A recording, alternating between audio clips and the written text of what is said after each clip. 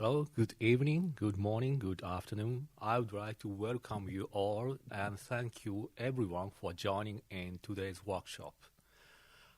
I'm Masa Hasegawa, Secretary General and CEO of Keidanren Committee on Nature Conservation, and also Director of Environment and Energy Policy Bureau of Keidanren. This is second day of international workshop on biodiversity. As I mentioned yesterday, this workshop is part of the activities of the G7 Alliance on Nature Positive Economies, which was established at the G7 Sapporo Climate, Energy and Environment Ministerial Meeting. The purpose of the workshop is to share case studies of technologies and business models which will contribute to nature positive economies. We are very pleased to have this workshop with such distinguished speakers and a large number of participants. We have more than 400 registrations for this workshop today. We would like to express our sincere gratitude for cooperation to prepare for the workshop to Japanese Ministry of the Environment, the government of the G7 countries, and the G7 business communities. As one of the organizers of this workshop, we sincerely hope that this workshop will contribute to enhance nature positive efforts by your companies. Now, I would like to start the program. First of all, we will have a video message from Dr. David Cooper of CBD. Dr. Cooper is acting Executive Secretary of CBD. As we all know, CBD successfully adopted new international goals on biodiversity. Now, governments and business communities are trying to achieve this by 2030. For example, Japanese government decided its national strategy last March, and Keidanren also announced the action plan to contribute to achieve the new global goal last June. The new international goals provide very good motivation for nature positive for us. The video message from Dr. Cooper will start here.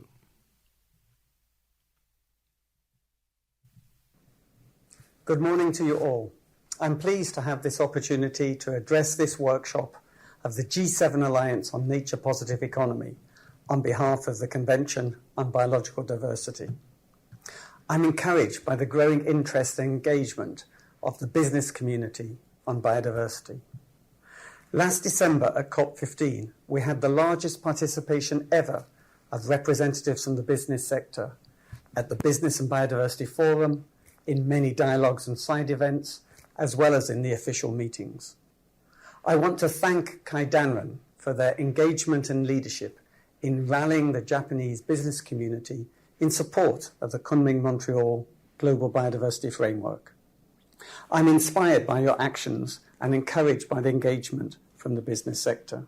I'm also inspired by the leadership from the Japanese government, highlighted by their role as the G7 presidency, as well as their continued support to the convention over the years. As you all know, the Kunming-Montreal Global Biodiversity Framework is an ambitious agreement to halt and reverse the loss of biodiversity and to put nature on a path to recovery by 2030. However, adopting the framework, ambitious as it is, was just a step on the road to living in harmony with nature. Now we must move the framework from agreement to action. Governments, civil society, indigenous peoples and local communities, business and finance communities, academia, all have a role to play in its implementation. It is a whole-of-society framework, and achieving its goals and targets will require a whole-of-society approach. The current loss of biodiversity, including the decline in abundance of species and of genetic diversity, the increased risk of extinction, and the degradation and collapse of ecosystems, is undermining human development. Our economies are embedded in natural systems and dependent on the flow of ecosystem goods and services, such as food, other raw materials, pollination, water filtration, and climate regulation. The loss and decline of biodiversity impacts us all. The World Economic Forum identified biodiversity loss as one of the biggest global risks. While some businesses are already impacted materially by biodiversity loss, all are susceptible over the longer term. The Kunming-Montreal Global Biodiversity Framework includes 4 global goals and 23 action-oriented targets that are interconnected. Success will require urgent action so that we can see concrete results by 2030. Success will require transformative change. Many of the targets of the framework are directly related to economic activities, agriculture, forestry and fisheries, among others. The framework includes targets to address the urgent need to restore and protect 30% of land and ocean at the global level. There are also targets to address pollution and invasive alien species and to promote sustainable consumption and production. Businesses and finance sectors have a critical role to play in supporting the implementation of the framework, and it will take both concrete action and robust collaboration to be successful. Target 15 of the framework calls on governments to enable and encourage businesses and financial institutions to regularly monitor, assess, and transparently disclose their risks, dependencies, and impacts on biodiversity along their supply chains.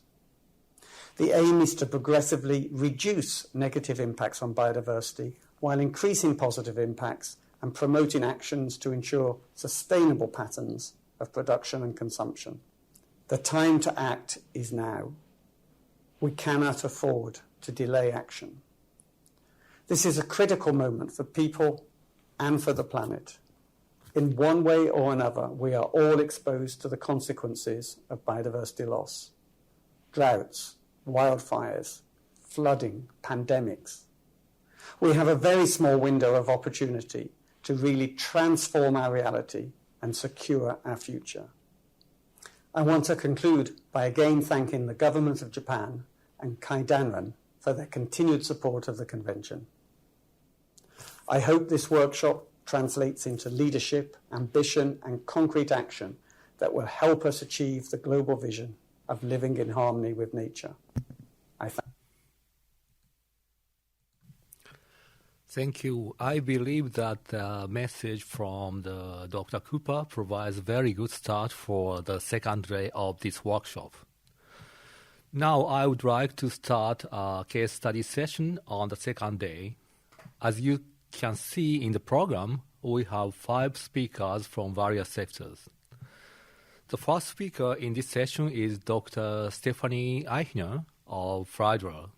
She is the head of sustainability at the company. Pfleiderer is known as a high-quality wood-based panel producer with consideration of nature. Dr. Eichiner also leads various platforms on biodiversity. I believe that we can learn from her presentation about partnership among companies across sectors and its activities, as well as Pfleiderer's nature positive operations. After her presentation, Q&A session will be followed. If you have any questions, please write it either in English or in Japanese using Q&A function. Now, Dr. Eichiner, floor is yours. Very much, Mr. Hasegawa. Thank you very much for being here today and representing my company, Pfleiderer, particle board producer, but also the German Business and Biodiversity Initiative, of which I am the chairwoman. Let me share my presentation with you.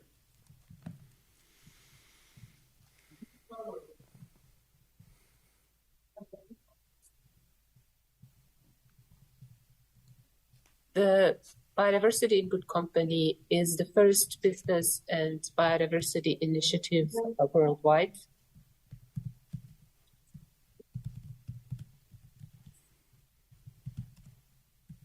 It's been founded in 2028 in Germany at the CBD COP9. It was initially funded by the German Ministry of the Environment to get companies together, to get them kick-started, to build up momentum, to engage on biodiversity on their sites, in their supply chain. And you see, this is quite some time ago. So this is, in a way, at all not a new topic. This is the topic that as governments, as a world, society we have known about, but action has come rather slow.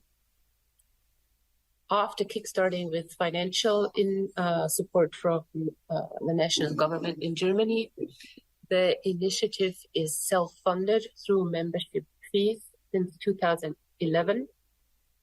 So very successful ever since.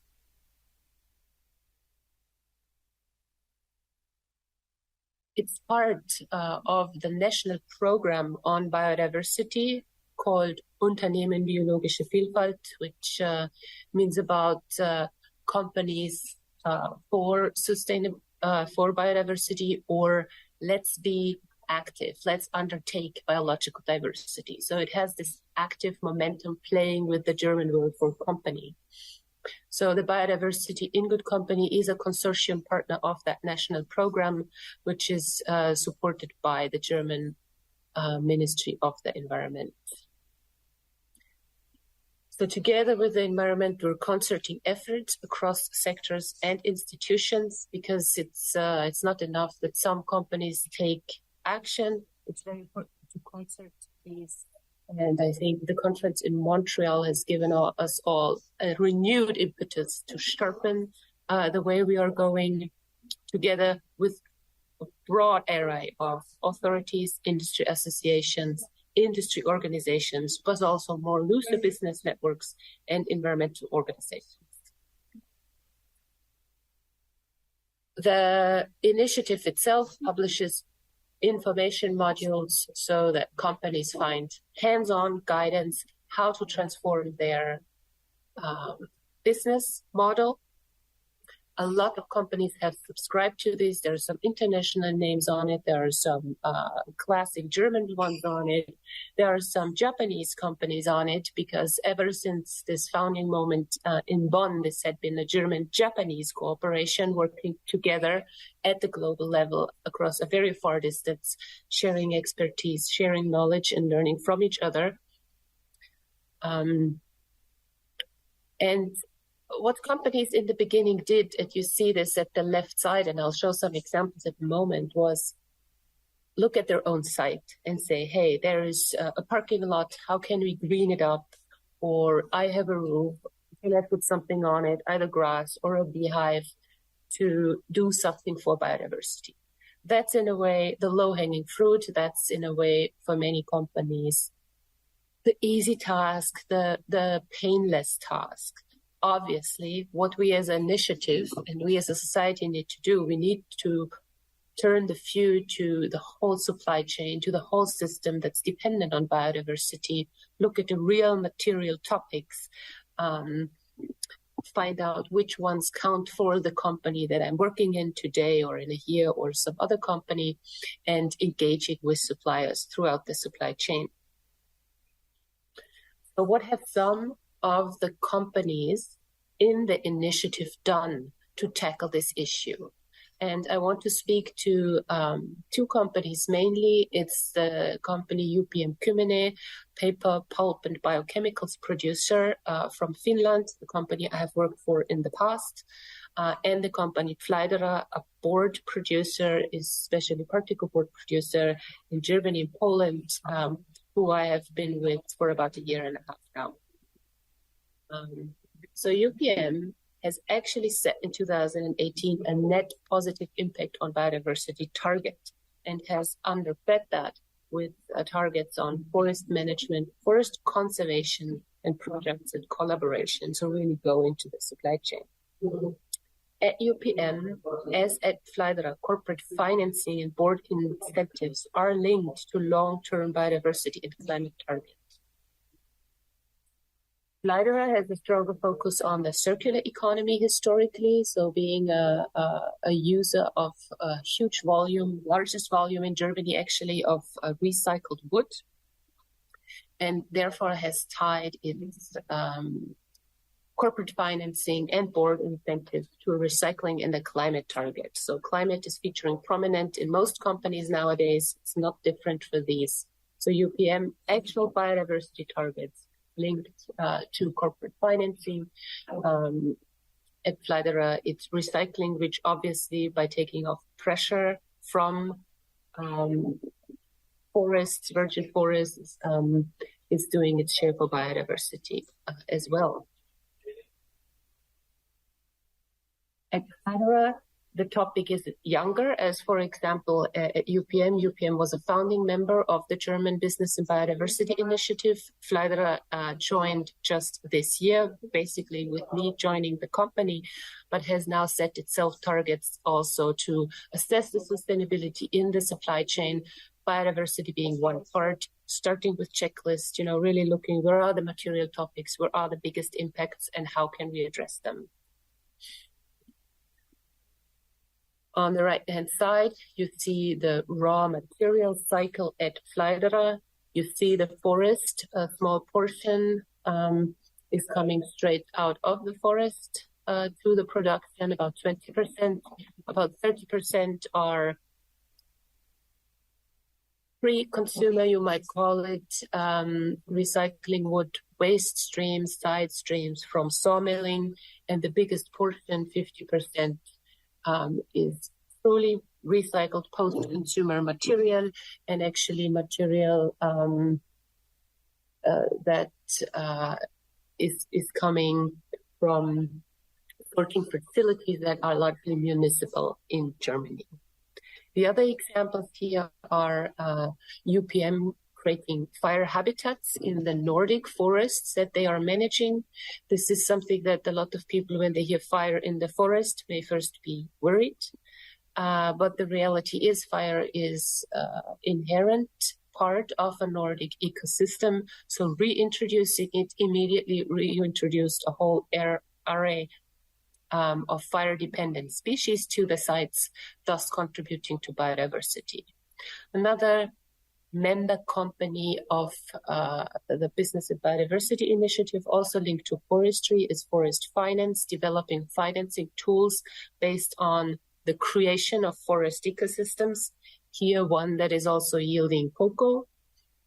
And here, the type of extensive management of the land for biodiversity is yielding high quality cocoa. So really the business model itself being tied to a certain way of managing forests. Do you still see my presentation fine?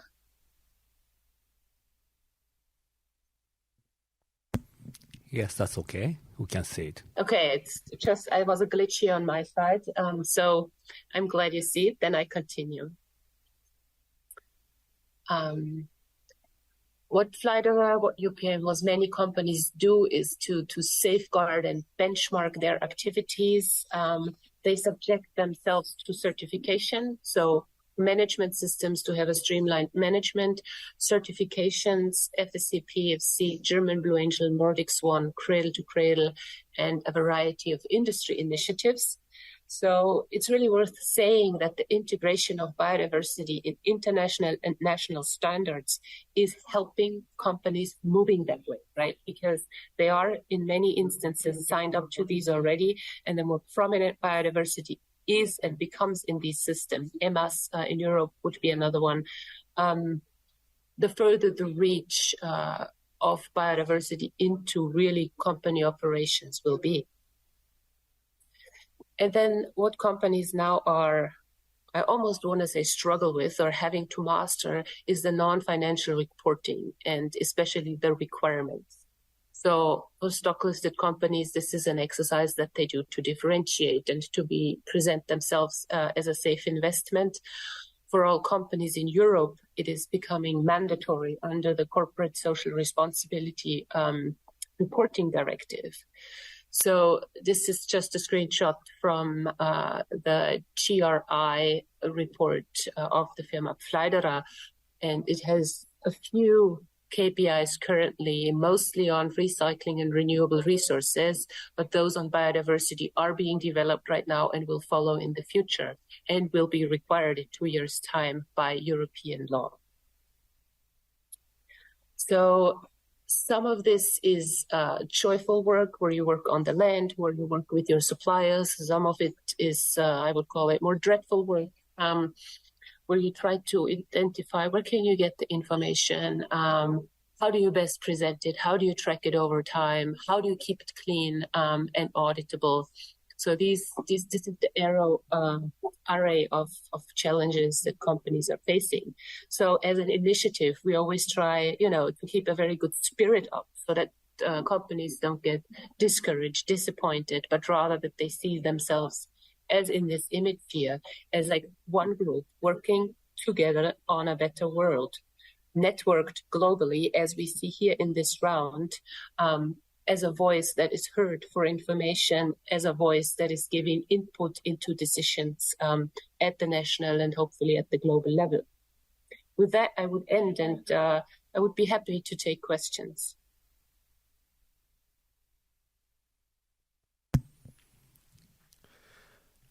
Dr.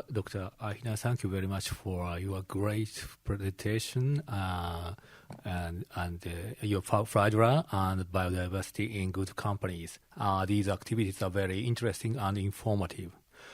I have one question from Flora, and also I would like to ask one more question from me.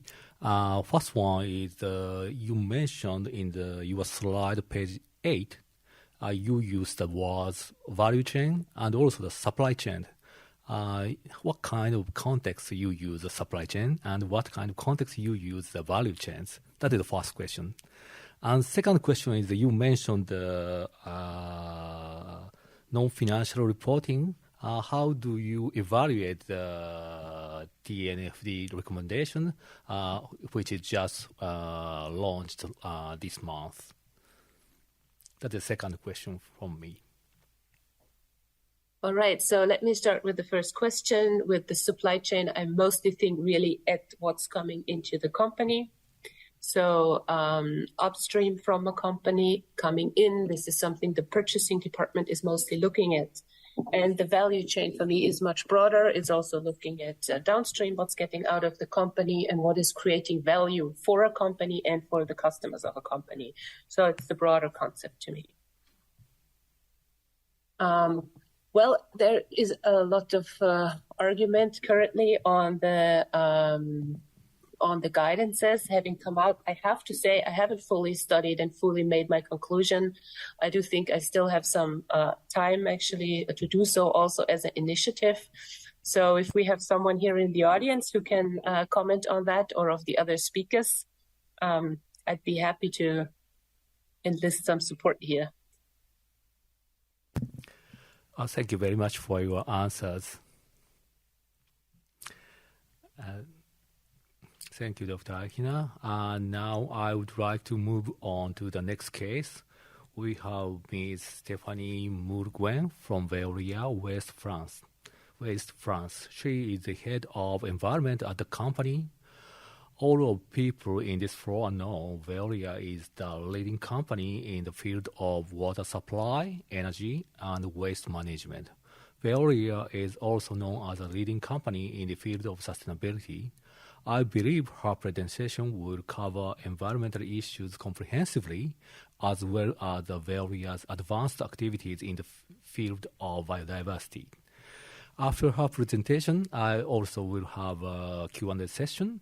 If you have any questions, please write it using the Q&A function in the Zoom. Dr. Nguyen, now floor is yours.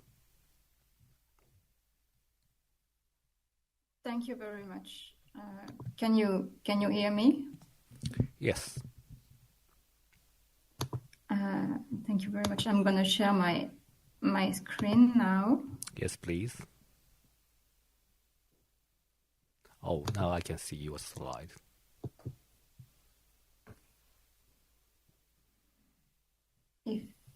Can you just confirm me that you're seeing it? It's fine? Yes, it's fine.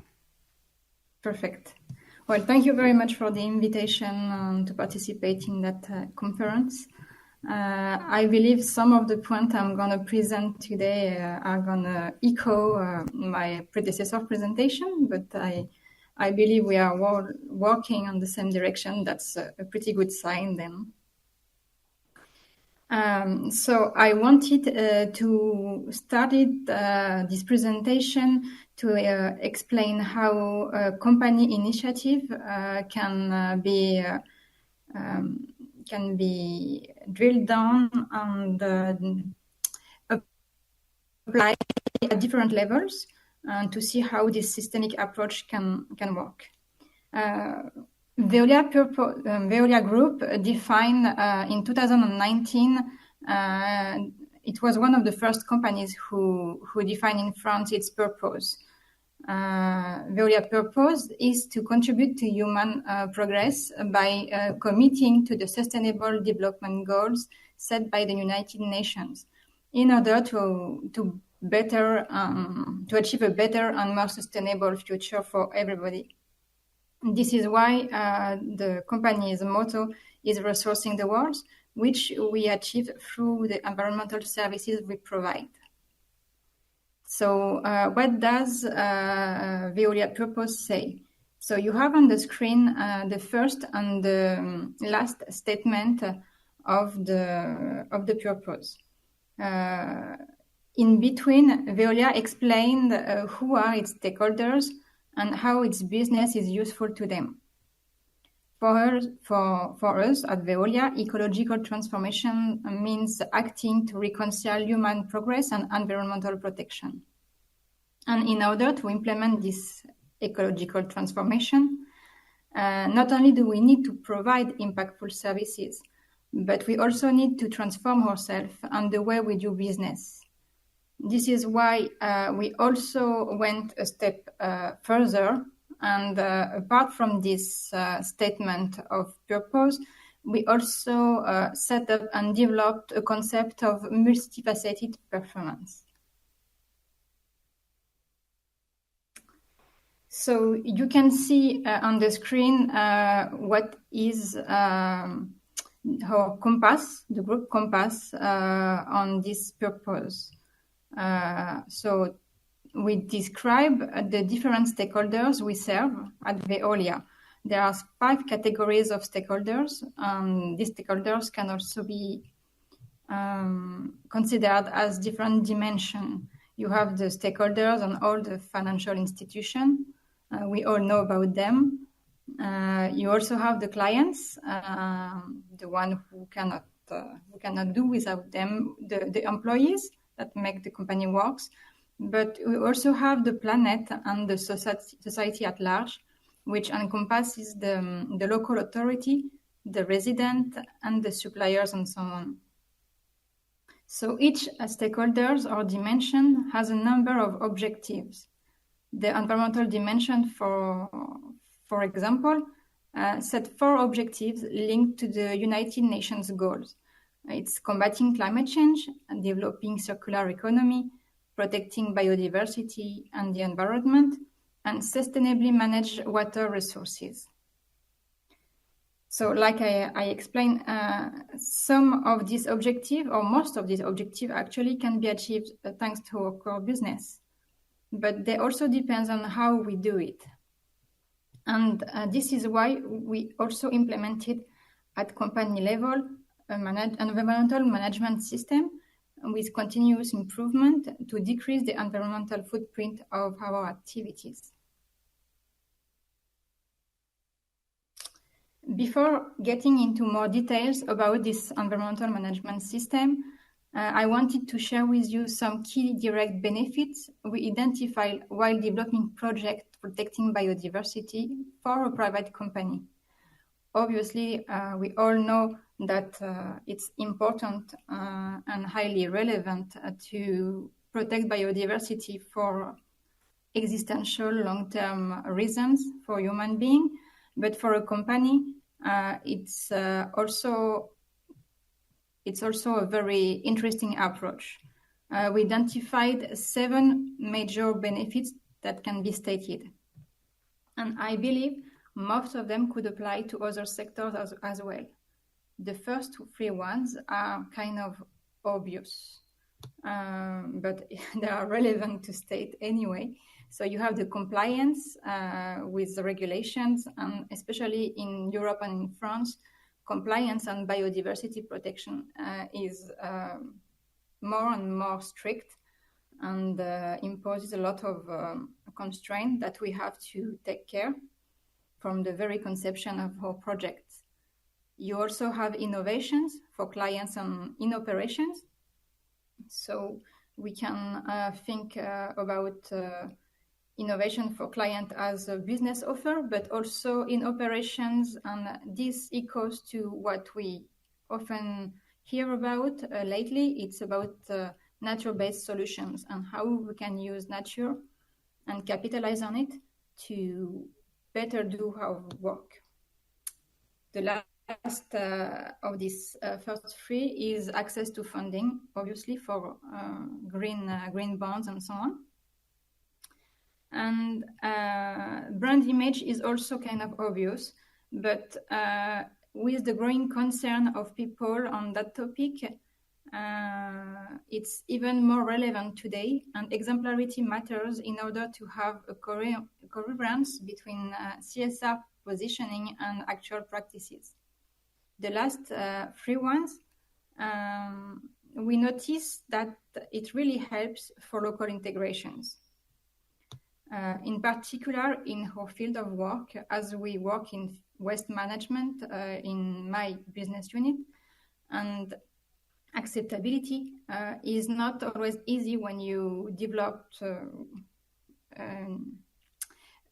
a new center near neighborhood.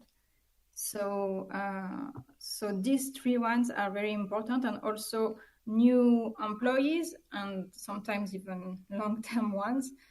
They are expecting more and more that we actually do the things we say we do, and we do more. So these are some of the benefits we can identify.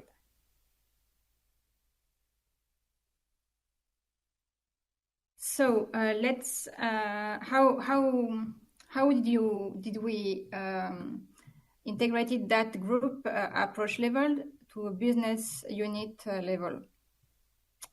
So Veolia West France is a business unit specialist in non-hazardous waste management. We handle 15 million tons of waste treated. We are present on all the value chain, from collection to sorting, recycling, and energy valorization. So we do a lot of different activities, and with the size we have, 15,000 full-time equivalent, we have quite complex organizations and split with regions and specialist subsidiaries. This is relevant because of the environmental management system we have been developed. It was quite huge challenge at the beginning. So in 2020, we decided to better structure our environmental approach at national level in order to clarify our actions. We can see the 4 pillars of our strategy that echoes the environmental objectives of the group, and we adapted it to our activities. As we are a big organization, and in order to rationalize our efforts, we decided to capitalize on existing environmental analysis of our local site in order to fit that strategy. At our business unit level, we have about 230 sites that are certified ISO 14001, and all these sites or business unit, they all have to realize an environmental analysis according to the norm. But as we dig into the analysis, we realize that each region has its own methodology, and there were no way to build on it to have a national structure unified approach. And sometimes some analyses were made in silo and unconnected to the environmental strategy developed on the site. So we decided to build a national methodology and test it in order to have a more structured approach.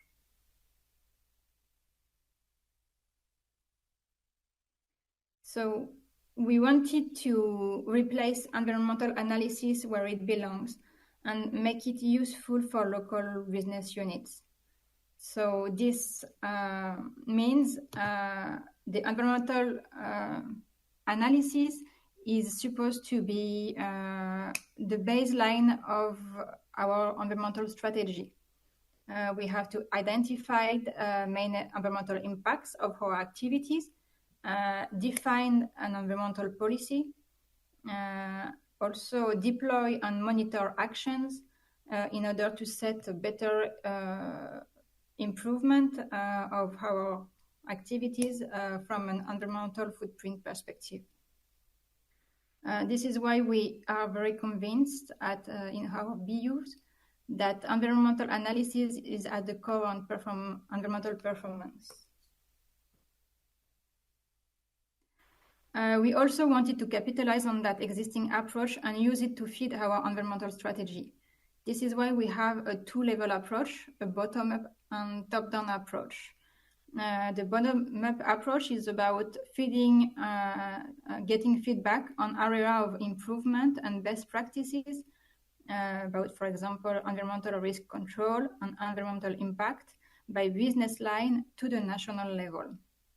The top-down approach is about capitalizing on this feedback from each business line to roll out a national initiative in order to raise the environmental standard of the business line. This is particularly relevant in an organization where not all the sites are certified ISO 14001, which is the case in our business unit. The main principle of the approach is to harmonize regional methodology and have a common understanding. So we describe each of our business, for example, collection, waste collection, composting, waste to energy, with activities and sub-activities. When we define environmental impact category and pre-identify impacts per subcategory. And last, we set a quotation criteria more accurate in order to better prioritize and define where we should act first. So, for example, an activity is composed of sub-activities which all consume or not consume energy. And by assessing with figures consumption, we sometimes realize that the initial impression that the process was much more energy consumer than another was not really fact-based. And that helps us to assess where we should monitor and decrease the efforts. We define 4 main categories of impacts within that strategy. So we have a decrease of natural resources, pollution, nuisances, and the last one we added that were not before is erosion of biodiversity. It was kind of unavoidable since we have a national strategy and a lot of projects about it. And I'm coming back just after that on that last category. We also tried to integrate life cycle analysis directly into the analysis. For example, impact of water consumption is assessed by 2 criteria: quantity criteria, for example, cubic meters consumed, and the type of water consumed, which is intended to foster, for example, reuse in that case. We also added a category of positive impacts in order to highlight good practices. So you can see on the screen the different categories that are the different categories of impact that are identified in each main category.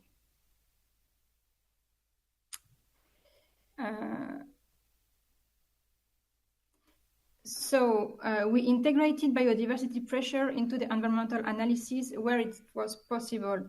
We noticed that among the 5 main causes of biodiversity pressure, there were already 3 that were already taken into account in our basic analysis, which is pollution and decrease of natural resources. If you remember well, you have, for example, subcategories, which is water and groundwater contaminations, or air pollutions and greenhouse gases, which cover the pollution part, and also a decrease of natural resources with water, electricity consumption, and fuel consumption, and other resources consumption, which can be linked to over exploitation of biological resources. Obviously, it was adapted to our activity. And then for the last 2 ones, we decided to add them into a new category, the erosion of biodiversity. So the last 2 ones, which were a change in land area artificialization, it was assessed on the global criteria on site level, which take the surface of artificialized soil. And we also added an invasive species criteria based on a strategy we developed at OBU level about invasive species control. And last but not least, we also added light pollution, which is a form of artificialization, and that was not properly assessed in the pollution category. So with that, we firmly believe that integrating biodiversity pressure into an environmental analysis help addressing better environmental impact, and it is relevant to try to do it at larger scales in order to tackle all the actual stake about biodiversity erosions. So should you have any questions, do not hesitate.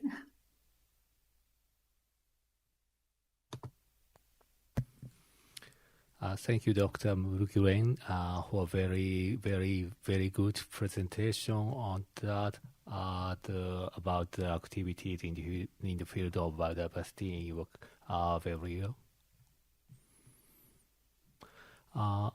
We have 3 questions. I will pick. I don't know if we have time with 3 of them. The first one is a link between your strategies with probably UE, European Union maybe, and international compliance like TNFD and the CSRD. That is the first question. So, yeah, I don't know if you want to give me all the question, or can I answer it right away? Okay, I'll read us all questions. Second one is the ISO 14001 will be soon released at the global level. Is a simple question. And third one is how often do you request the feedback on the area of improvement or best practice from business line?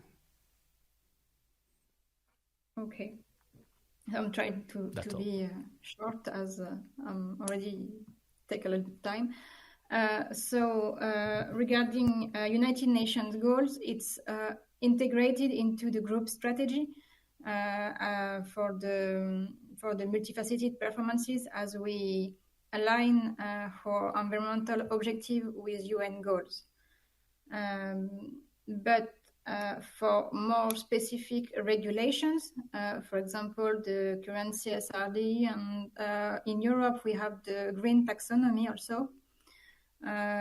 We noticed that it was particularly pertinent to integrate these erosion factors into the environmental analysis, because it kind of allows us to tick the box, if I can say, on the do no significant harm criteria of the green taxonomy on biodiversity. So when we look at it from a larger perspective, these integrations of biodiversity really answer the current evolution of legislation at European level.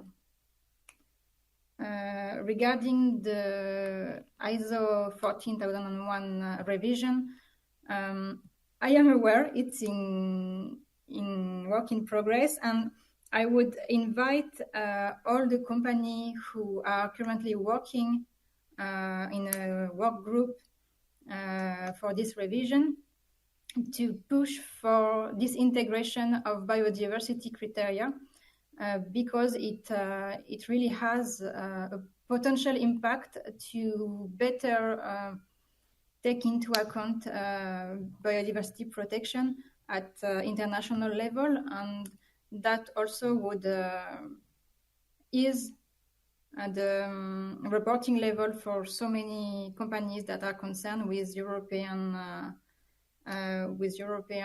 regulations, the one we just talked about before. So I think it's maybe not have been intended for the revision at the beginning, but it's really something that would make sense now. And it's not such a big deal when you look at it. I don't know if you had another question. How often do you request feedback on the area of improvement of the best practice from business line? That is the other question. So how often do we do the analysis, or how often do we probably how do you provide the feedback from the, between the headquarters to the business line, or we have well, between corporate and a business unit level, it's yearly reporting. But on the business unit level, we do have a very short time of deploying the initiative and so on. So globally, it's quite quarterly based, and we have a lot of tools also that monitor all the impacts, the consumption, energy, and so on, and CO2. So that also helps a lot for doing all this follow-up. So it's mostly quarterly based. Okay, thank you very much for your answers, and thank you very much for your good presentation on your companies. You're welcome. Now, our next case is from the pharmaceutical sector. Next speaker is Ms. Lund from GlaxoSmithKline. GlaxoSmithKline is also the big company, and Ms. Lund leads its sustainability division at the company. I believe we can learn from her presentation how can business align with G7 strategy for biodiversity, and how business can contribute to the goals of GBF. After her presentation, we also have a Q&A session. If you have any questions, please write it down using the Q&A functions. Now, I would like to turn things over to Ms. Lund. Thank you very much. And let me just share my screen.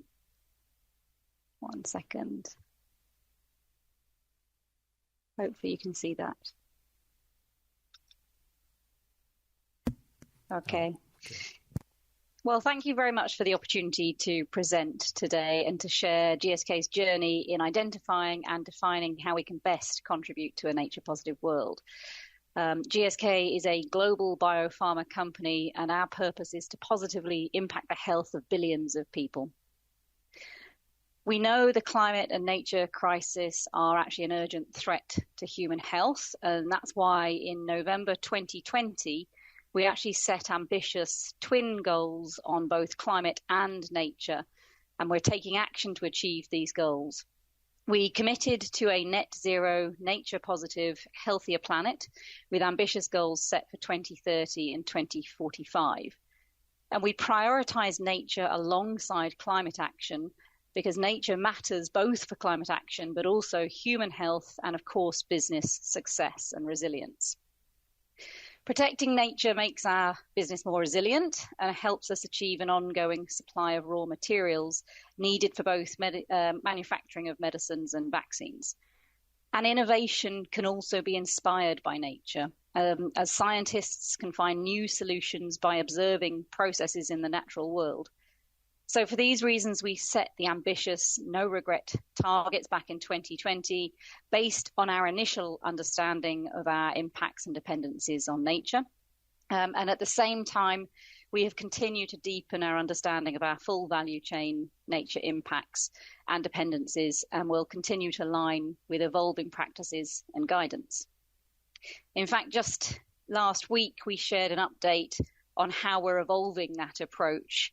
Our overall ambition is to contribute to the nature positive world in line with the goal of the Global Biodiversity Framework to halt and reverse biodiversity loss by 2030. We're taking action across the four realms of nature, so fresh water, land, oceans, and atmosphere, and of course the biodiversity, which contributes to all of those aspects as well. And the action that we're taking is in three ways. The first, and critically important, of course, is to reduce our impact and dependency on nature, and that is across our full value chain, so not just our sites, but also our suppliers and our impacts of our goods and services.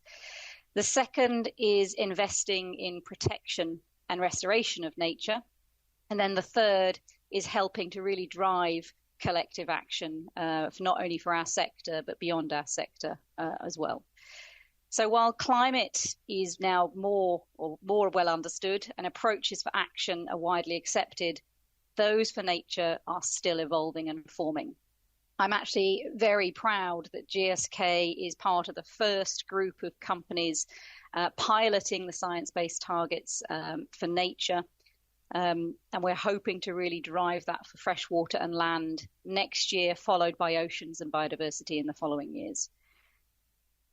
These focus on locations across our value chain where nature is particularly under pressure. We also announced at the UN General Assembly last week that we're committed to publish against the Task Force for Nature financial related disclosures based on our 2025 data. So we will be one of the first organisations committing to use the TNFD methodology and financial disclosures. So at the same time as evolving our approach, we remain absolutely focused in delivering the targets that we actually set in 2020.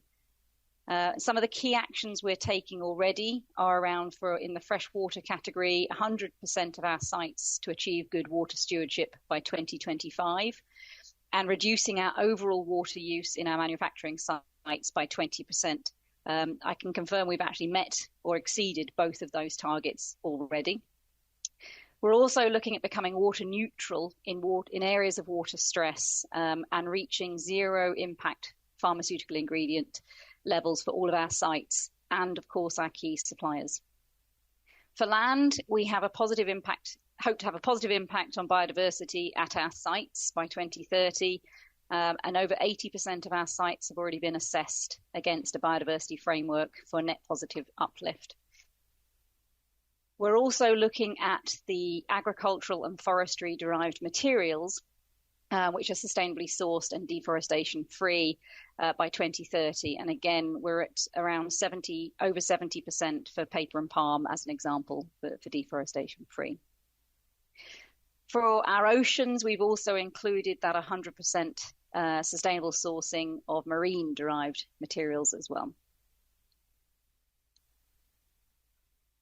So as I move into protecting and restoring nature, we have recently published a toolkit that aims to support those working on nature-based solutions to help ensure that human health actually becomes a key outcome in the world's drive to protect and restore nature.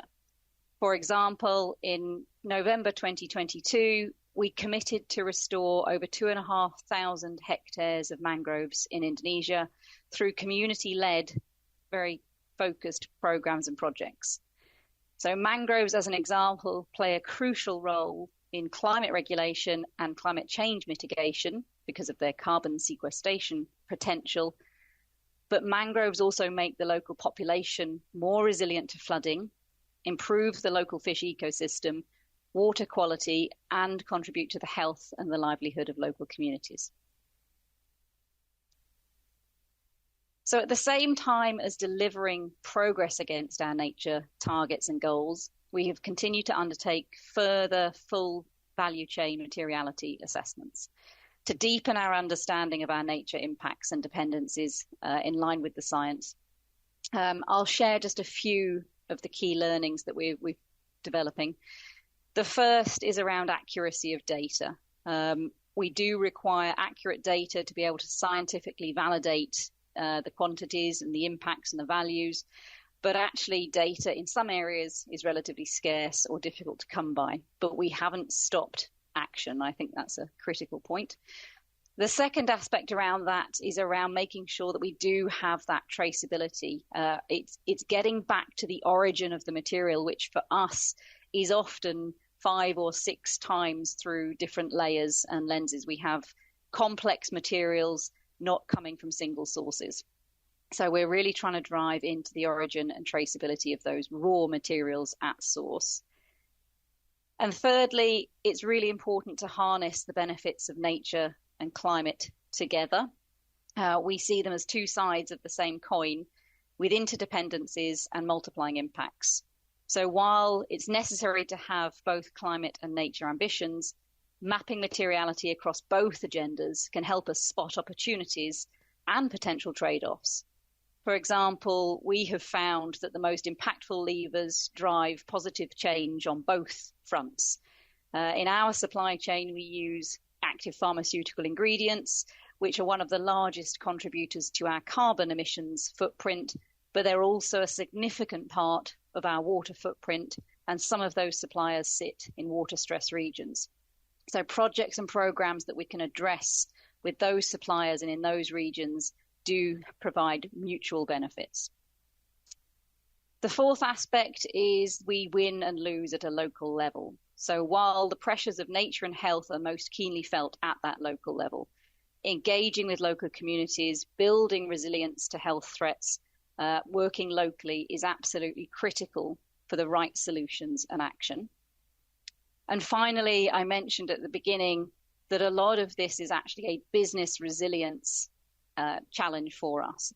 As a pharmaceutical company, we know the very real risks of supply chain disruption and the impact to patients, but also the impacts of degradation on the natural world to that supply chain. I mentioned the use of water is absolutely critical in making medicines and vaccines, as an example.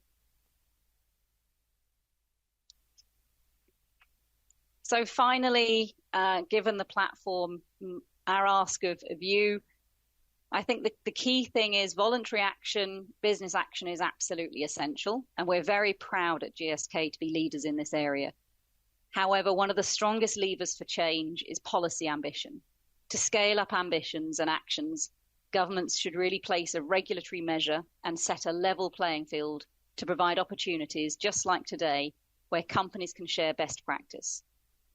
G7 countries play a leading role in the adoption of the ambitious global biodiversity framework, where we need to work together to halt and reverse biodiversity loss by 2030. Effective implementation of the GBF is key, and to enable this, we ask G7 countries to adopt the ambitious national biodiversity strategy and action plans that also strongly clarify the role of businesses and financial institutions. And second, to implement Target 15 by adopting as soon as possible mandatory requirements for all large companies and financial institutions to assess and disclose their nature-related risks, dependencies and impacts across operations and supply chains and portfolios. Governments should also consider the interconnections between health, climate and nature in these policy discussions. Action on nature and climate has co-benefits for health, and this should also be brought into the discussions early so that together we can take action to protect and restore the planet's health and to protect and restore people's health. Thank you very much, and I'm happy to take any questions.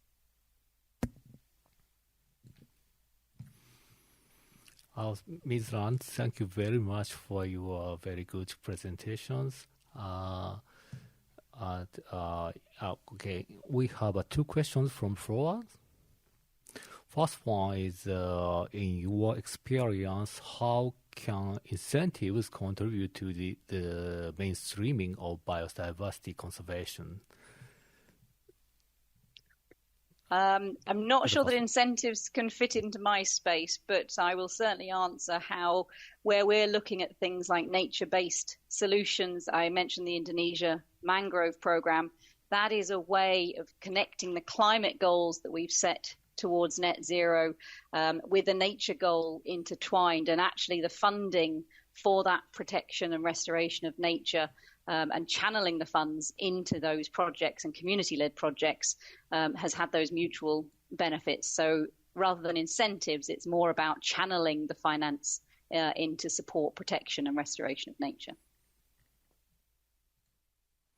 Okay, thank you. Second question is, what do you think is the key things to build a competitive advantage through the conservation of biodiversity rather than just pursuing sustainability in similar way as competitors?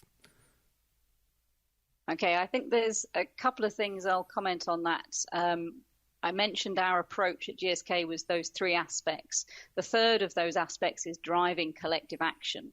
So actually, we do actually see a benefit for competitors and peers to actually step up in the nature agenda. So I would say there is a positive collective action that needs to be driven across competitors on nature. The other piece for us is it is a business resilience issue. So we are frankly unable to make medicines if we cannot access water. So it is, rather than a competitive advantage, it is much more around making sure we can support health systems and patients going forwards, which of course gives us the business opportunities as well. Thank you, Ms. And we have actually the 3 more questions, but because of time constraint, we will move on to the next case studies. So, Ms. Zand, if you don't mind, please respond to other questions using the Q&A function directly afterwards. I will. Thank you very much. Thank you very much for your presentations. The next speaker is Ms. Chris Allen of Jacobs from the United States. Mr. Allen is a professional consultant and expert on nature-based solutions. The concept of nature-based solution, NBS, is gathering attention recently as the approach to build infrastructure in nature-positive way. I believe that we can learn a lot from his presentation. How can we develop our residential area with conservation of nature?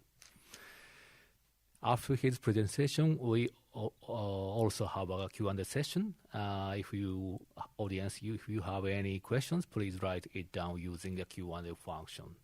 Now I'd like to turn things over to Mr. Allen.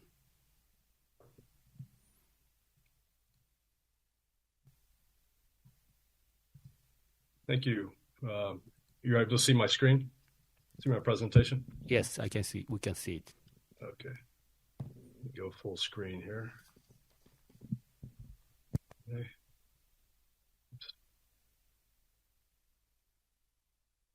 All right.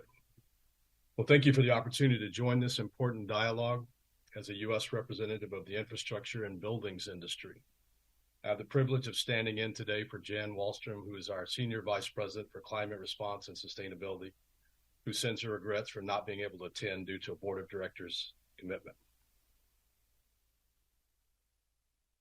Next slide here.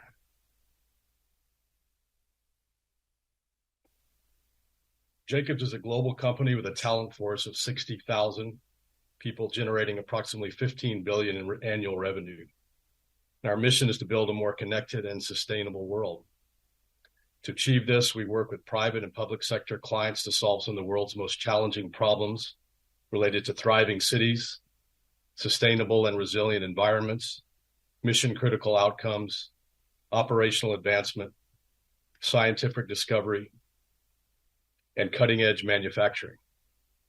Jacobs recently received a gold medal distinction from the World Environment Center, recognizing our global vision and a commitment to sustainable development through innovative applications of corporate policies towards economic, environmental, and social responsibilities.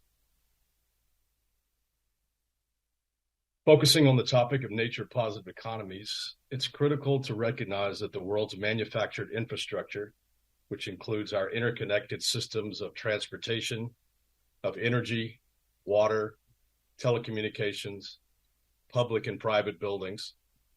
They all serve as cornerstones in building sustainable economies that can support prosperity and alleviate poverty.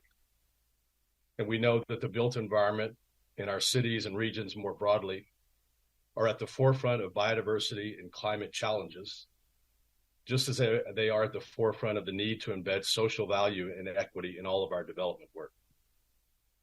This perspective is encompassed in the UN Sustainable Development Goal 9, which is to build resilient infrastructure, promote inclusive and sustainable industrialization, and foster innovation.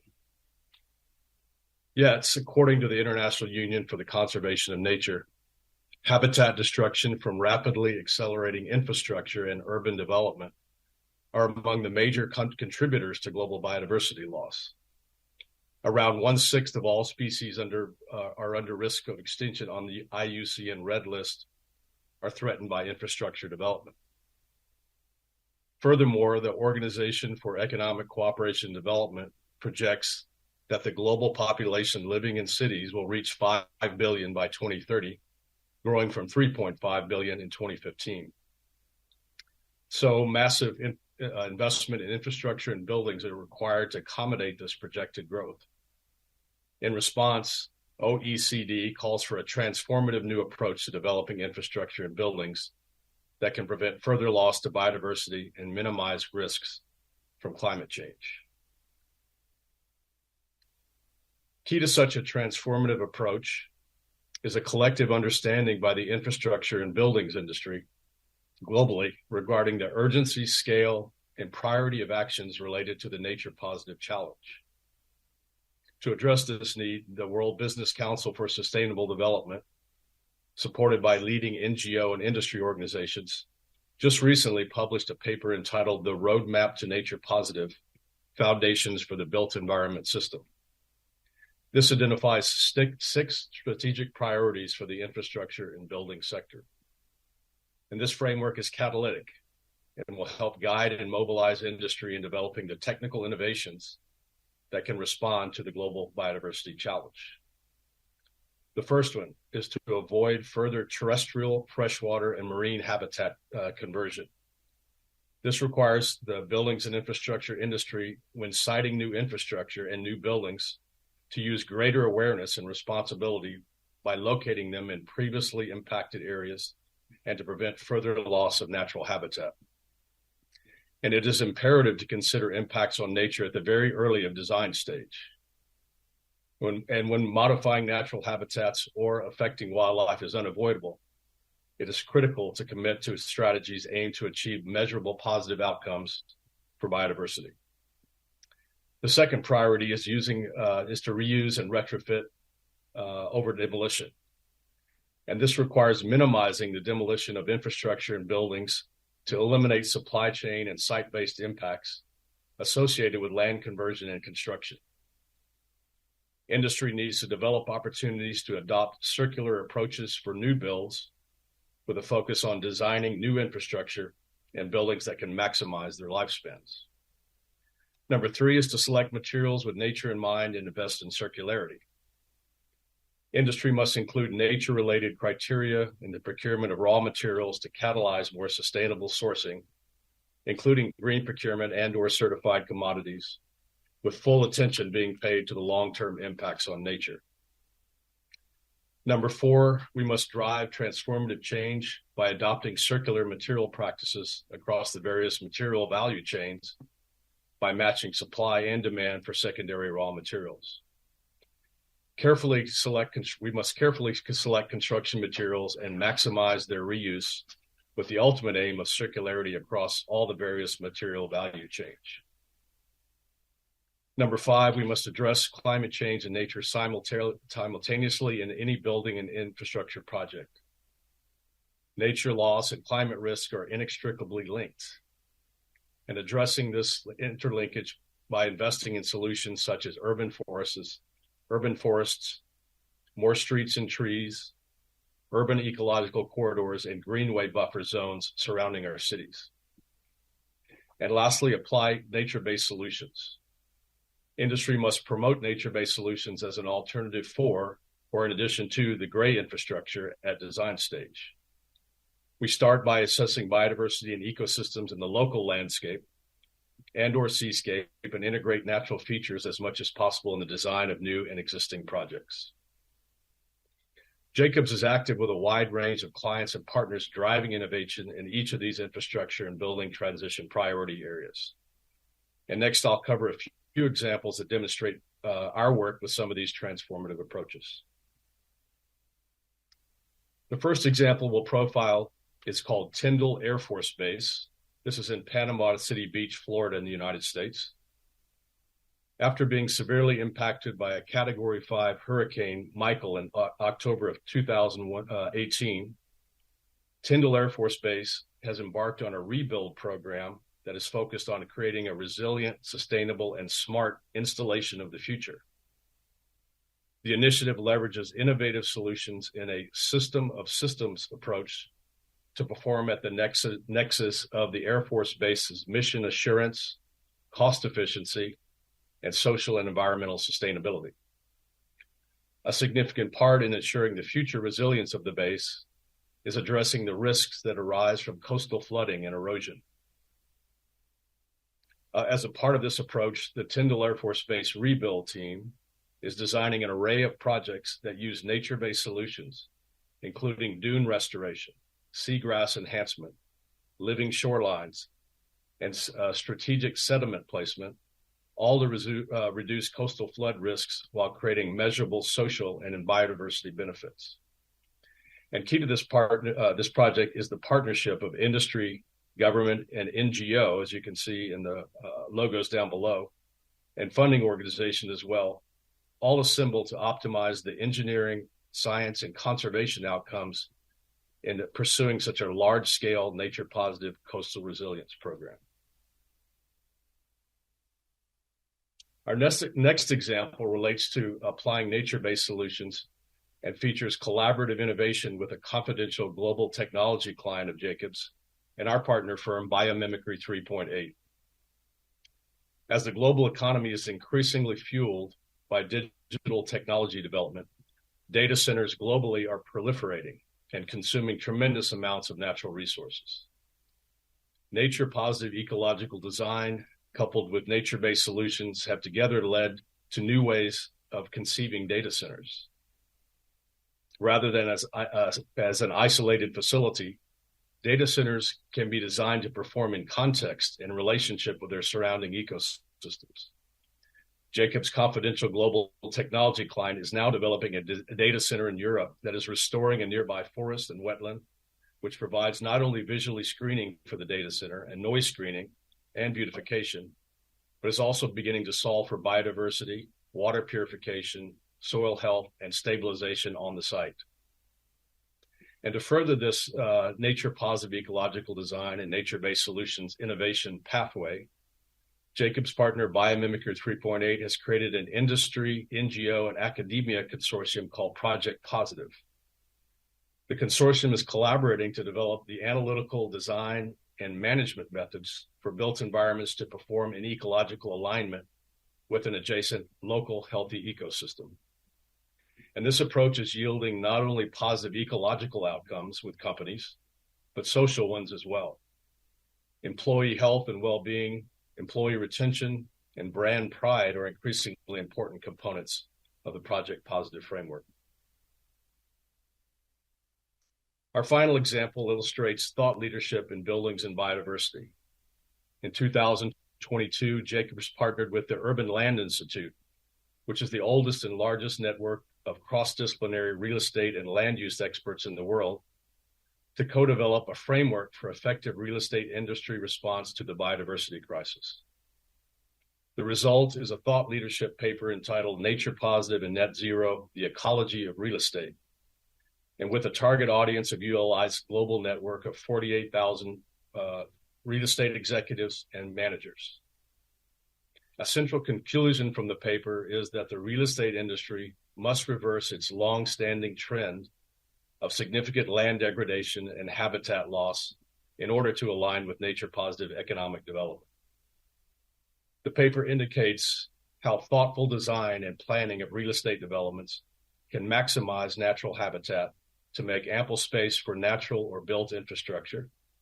It can create wellness benefits from access to green space, reduce the need for air conditioning through natural cooling, enhance carbon sequestration by undisturbed soil and plants, and to help maintain natural water cycles. Furthermore, the paper emphasizes that it is more efficient and effective to avoid land disturbance rather than to attempt to restore it later. Therefore, the best thing that real estate developers can do for biodiversity is to minimize greenfield development through the redevelopment and high-density infill, and to preserve the remaining space for nature. Redeveloping existing buildings also saves significant embodied carbon, which also contributes to net zero carbon goals. Also, I'd like to speak a little bit about the technology angle as it relates to biodiversity in buildings and infrastructure. Along with planning, design, and economic policy innovations, realizing nature-positive infrastructure in buildings will require an array of new technological developments. All the transition priorities discussed previously will require industry to utilize new forms of data and knowledge to drive transformative practices, measure and report progress, and adaptively manage for long-term nature-positive outcomes. According to a recent report by PricewaterhouseCoopers, the market for nature-related technologies that help companies understand, mitigate, and adapt the twin climate and biodiversity crises reached $2 billion in 2022 and is expected to reach $6 billion by 2030.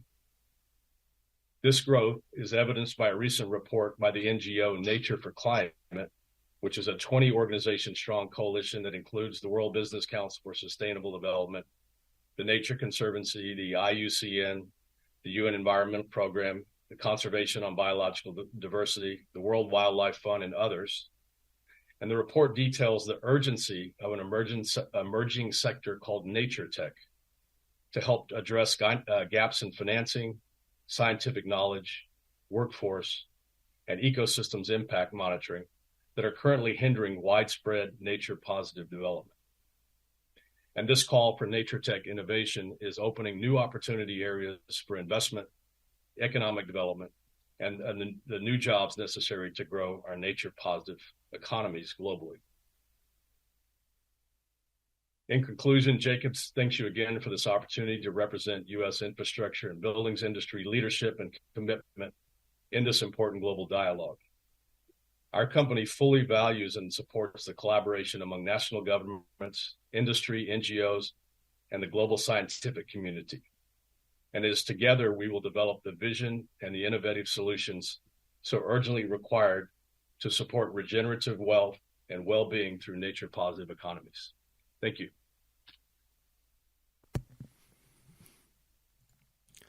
Thank you very much for your excellent presentation about your effort on biodiversity and NBS.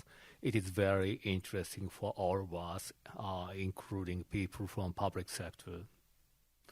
I have questions from Flora. Let me read it. How does your organization resolve the conflict between the existing business division, which commit to annual profit target, and sustainability division, which is in charge of building long-term strategies? That's a question. Could you repeat the question, please?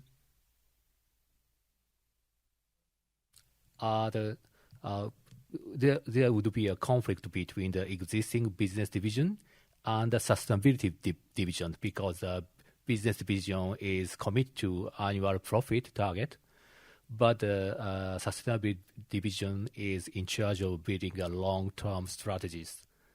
How can you resolve this conflict? That is the question. Yes, I think as the previous speaker mentioned, that sustainability and resilience are seen as core to our business within Jacobs. We no longer see sustainability investments as a cost center, but more of an investment in innovation, and that we think these issues are going to gain in prominence and importance, and so they've become a core part of our business. And we're seeing that with some of our clients as well too.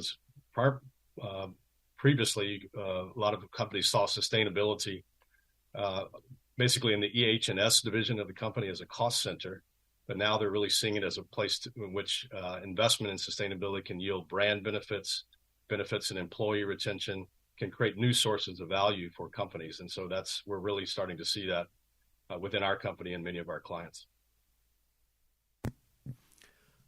Thank you very much for your very clear answer to the questions.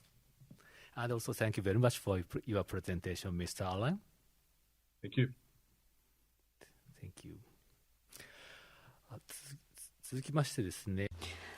Next, we would like to go on to the final speaker to introduce the case study. We have a speaker from Japan.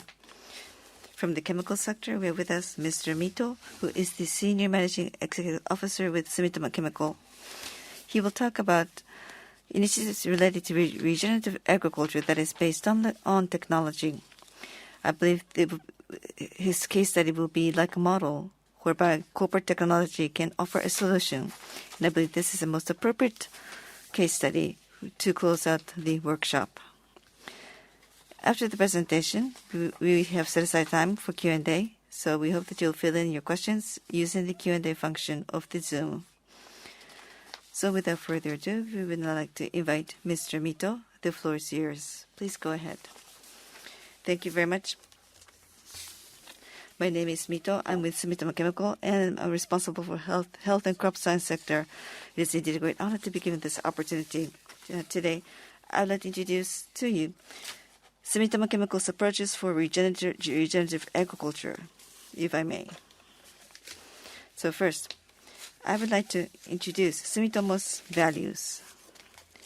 About 400 years ago, SUMITOMO family set up and founded this business. Now, SUMITOMO Chemicals is one of the companies with whom the name SUMITOMO is in the title of the company, against the backdrop of the history of SUMITOMO business. The SUMITOMO values, we have the word called GDD, which means benefiting ourselves and benefiting society. So SUMITOMO believes that we should not only benefit ourselves, we also need to make sure that there are benefits for the society. So therefore, it is a phrase where harmony with public goods are being sought. And this spirit is being succeeded to various SUMITOMO group companies. And we believe this is a philosophy that is very much related in relation to the approach toward nature positive of our company. Now, SUMITOMO has had a copper mine in Shikoku, which is toward the south of Japan. And we had a Beshi copper mine. And the sulfur created during the copper smelting operation had adverse impact on farmland nearby. So therefore, we would collect the sulfur in the form of calcium superphosphate. And this calcium calcium superphosphate would be translated into fertilizer based on our technology. And that technology was actually being created by the predecessor to SUMITOMO Chemical, which is SUMITOMO Fertilizer Manufacturing. Now, this was back in 1915. The company was founded in 1915. So therefore, as I mentioned earlier, the founding of our company was very much in line with the corporate vision of SUMITOMO, which is benefiting ourselves and benefiting the society. Now, as is the case with many companies that are participating in the workshop today, various companies around the world are addressing this topic, and our company is also pursuing our own independent green transformation strategy. We are focused, we believe that not only climate change, but there are initiatives that relate to sustainability, such as ecosystem preservation and promotion of health, are very much part of the definition of green transformation. And we believe that our transformation and we believe that we'll be able to really see this as an opportunity to contribute to our own transformation and to society. And that's why we're very much involved in environment, food, healthcare, and ICT. Now, before I talk about our activities in the agricultural sector, let me talk about our organization a little bit. The SUMITOMO Chemicals are involved in 5 business sectors that you see on this page. And we're involved in various other businesses as well. Our fiscal year 2022 revenue was roughly 2,895 billion yen. If you convert that based on current currency, it would translate to roughly $20 billion. So that is the fiscal year 2022 revenue for the company. Now, in terms of approach that we have toward Nature Positive, I would like to focus primarily on the health and crop sciences, because this is the division which I'm responsible. Now, with regard to the health and crop sciences, as you see, we have various businesses: agro-solution, environmental health, animal nutrition, and farmer solutions. So we're involved in 4 businesses in the context of health and crop science division. When we consider the impact on biodiversity and nature capital, we believe that agro-solution that is involved in various materials for agriculture are a very important sector. So therefore, I'd like to focus primarily on introducing case studies from the agricultural sector. Now, please take a look at this slide. This shows the long-term vision for the health and crop science sector. Now, this vision is something that has been in place in our division for the past 20 years. And this is an unchanged philosophy based on which we developed our business. And we believe that this vision is very much in line with the requirements of this society and the mission of our department. And we're very confident that this vision never ages and never grows old. Now, in the center of our business is always the R&D. We are R&D oriented company, and we are offering solutions based on R&D and technology that we've developed. And through this, we believe that we'll be able to offer better food, health, and environment to the public at large. And we believe this is part of our mission. In particular, we believe GX is very important. So we need to enhance sustainability. This, I believe, is a very important part of our vision and our activities.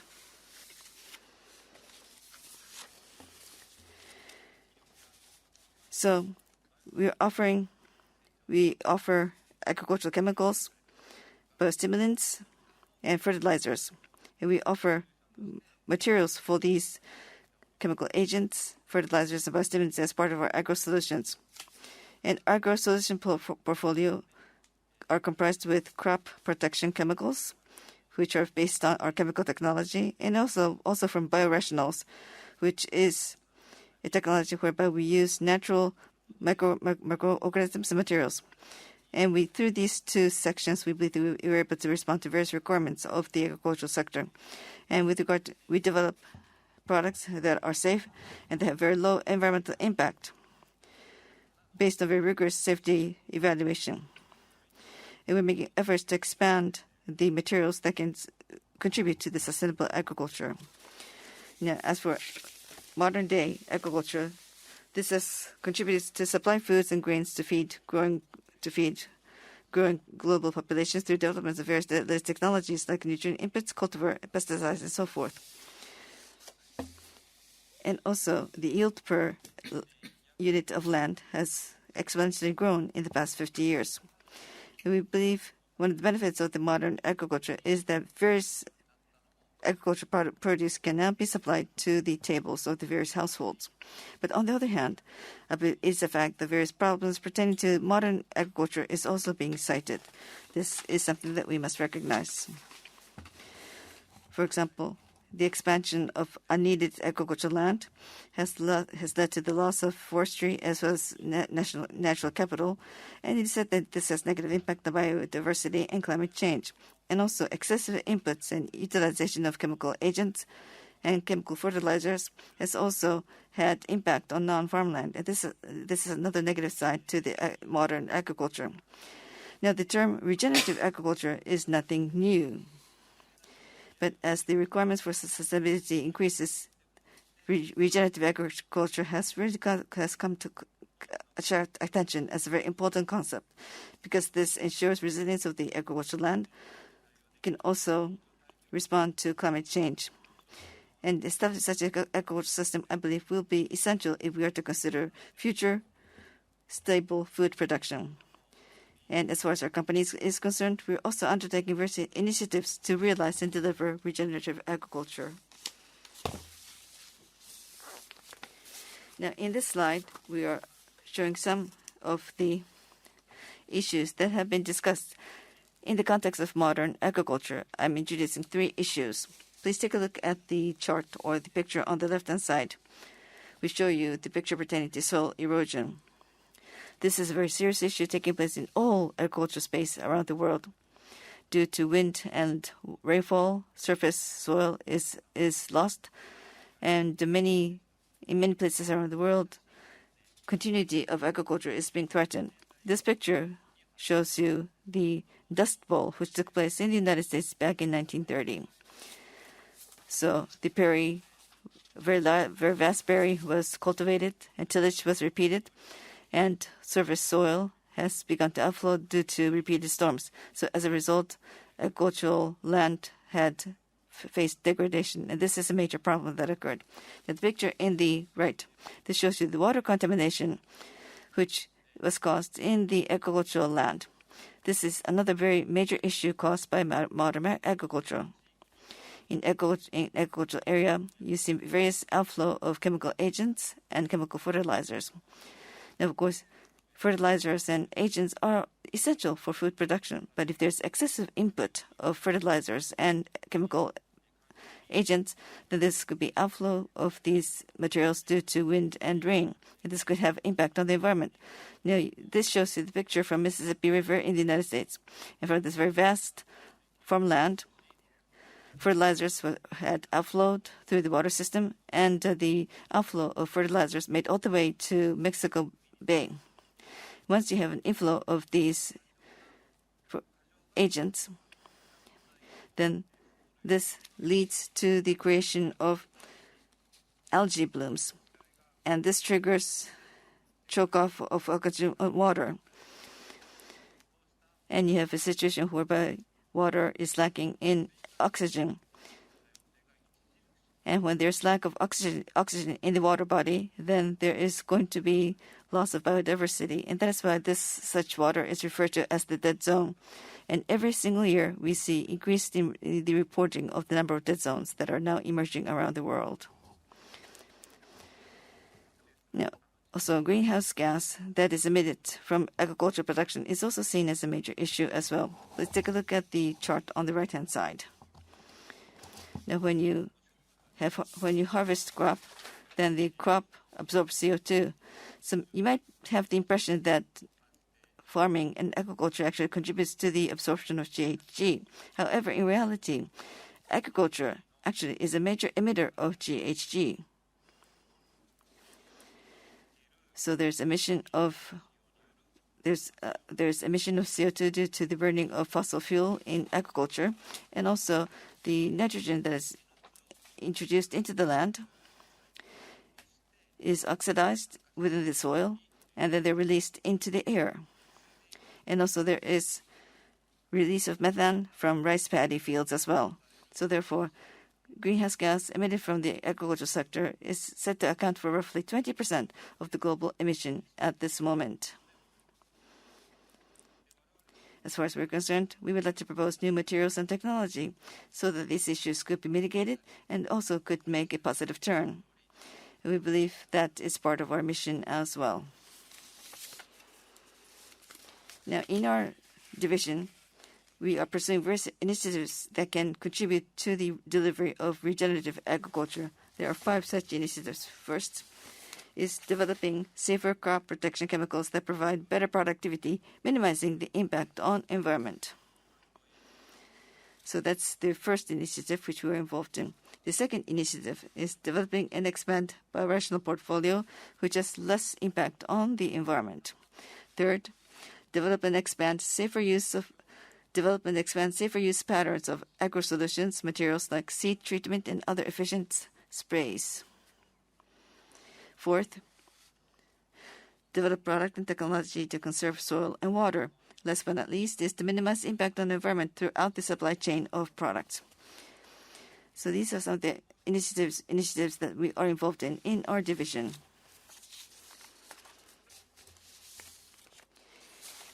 Now, when you think about agriculture, soil is extremely important. But we believe that soil is extremely important, not just in terms of the agriculture, but I think also important in terms of the biodiversity for the globe as a whole. Because the topsoil of the land in the globe is being covered by soil. And soil is the foundation of all creatures. If you have healthy soil, then you have an extensive number of microorganisms, and they also represent a very important natural capital. So maintaining the health of the society, of the soil, maintaining health of the soil, of the farmland will also have positive impact on non-farming land as well, and on the natural environment as a whole. As a product that can contribute to maintaining the healthy soil, we have what is called the arbuscular microfragile fungi. It is a form of fungi. We refer to this as AMF. So AMF is short for our arbuscular mycorrhizal fungi, and we have agricultural materials based on the AMF. AMF is symbiotic, which exists extensively in soil around the world. So they have the capacity of symbiosis with various root plants, and can have good interaction. For example, in the case of AMF, they can actually use the organic carbon created through photosynthesis. Also, MF improves soil health by improving its physical, chemical, and biological health, and also work for carbon sequestration. So therefore, we believe that they are plant and MF are co-symbiotic and bring co-benefit to each other. And we have a subsidiary firm in the U.S. called Valent Biosciences, and they are now developing products based on MF under the brand name of MycoApply. In this technology, within one single product, you are able to incorporate multiple number of AMF, which means that you'll be able to nurture plant growth under various environments, and also be able to offer abilities to maintain healthy soil. And in this slide, we show you the 3 benefits of MycoApply product. Please take a look at the bottom left. The impact on growth of the plant. We believe that this can actually have an impact on increasing the revenue and maximize the revenue for the farming community. For example, through root mass expansion and improved water acquisition and nutrient uptake efficiency, we'll be able to maintain the health of the product and we'll be able to improve the yield. Furthermore, also we'll be able to reduce the input of fertilizers. Please take a look at the chart on the box on the right-hand side. We can also improve the long-term health of the soil. This is another benefit of MycoApply. MF that is part of the product will be able to release part of the carbon in the form of glomarine. We'll be able to improve the aggregate formation of the soil as a result of the release of this glomarine, and also we'll be able to enhance the organic carbon content in the soil, we'll be able to then improve the water infiltration of the soil and improve the holding capacity. Then we'll be able to enrich soil microbiota, which means that we can contribute to the long-term health of the soil per se. Please take a look at the box on the right-hand side. One other benefit is that we're able to improve the carbon sequestration. We'll be able to promote the growth of the plant and also be able to maintain the content of the organic carbon in the soil, therefore improve carbon sequestration. The important thing is that we do not see, it is important that carbon that is sequestered not be released in the form of CO2. So it's important that the organic content not be oxidized in the soil. And we believe that MF through aggregate will be able to contribute to the long-term carbon sequestration of the long term. And this is the last slide. So I've tried to provide introduction of our activities in relation to regenerative agriculture. We believe that the benefit of our approach will not just be confined to farmland whereby our products are utilized. We believe that this will have positive impact on the surrounding natural environment as well. In terms of agricultural land, we'll be able to enrich the soil microbiota. We can also maintain long-term health of the soil. And through this, we'll be able to improve the resilience and the regenerative capacity of the farmland and be able to sequester greater carbon. Also, we'll be able to improve the water intake of the agricultural land, whereby it will be less erosive, and we'll be able to reduce the water contamination and thereby improve the natural environment. So therefore, aside the farmland, we'll be able to improve the recovery of the nature and also be able to improve carbon neutrality. This is another major benefit of our technology, we believe. So this is some of the activities that we're involved in relation to this area, and that is our basic philosophy behind these initiatives. Going forward, we want to further expand the scope of our activity. We hope that we'll be able to identify areas whereby we'll be able to make great contribution. So I talked about GDDTA, which is benefiting ourselves and benefiting the community and society. Through this, we hope that we'll be able to realize Nature Positive. Thank you for your kind attention. Thank you, Mr. Mito. Thank you so much for your straightforward presentation. This was most productive, and we appreciate your presentation. We have 3 questions from the floor, so let me read them out. First comment or first question. Very productive. Your technology and your product, how are they being used in the field of regenerative agriculture? You talked about MF, but how is your technology being used for your product? Correction, how is your product and technology being used in the context of regenerative agriculture? What about organic 3.0? How do you see that in your business strategy? How do you see? Is this similar to regenerative agriculture? The third question, MF. Is the use of MF increasing in the domestic market in Japan? So these are the 3 questions we received from the floor. So if you could respond to them, thank you. Yes, thank you. Let me respond to your first question. Our product, in what way are they contributing to the regenerative agriculture? In one way, well, for one thing, as I've already talked about in the course of my presentation, AMF is one way I believe that we're contributing to the regenerative agriculture. Now, having said that, when we talk about regenerative agriculture, it's not just in relation to carbon neutrality. It also relates to preservation of biodiversity.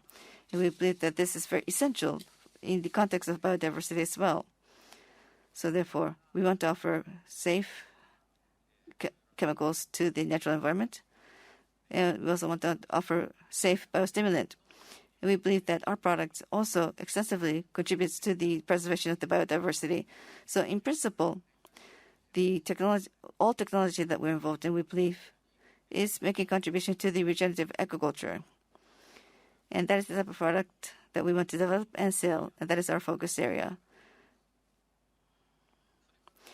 Now let me go on to talk about organic agriculture and the relationship thereof with regenerative agriculture.